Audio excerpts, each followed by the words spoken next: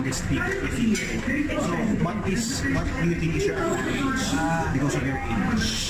Well, sabi ko nga I keep on saying na being young, sawa na akong inaalagaan ako kasi bata ako. Gusto ko naman as a young one, ako naman mag-alaga sa ating mga seniors sa Congress.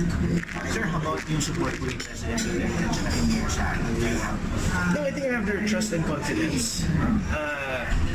I think the President will announce soon, hopefully, or if not, but I think Mayor Inday has been vocal about it na, based on the news reports that came out.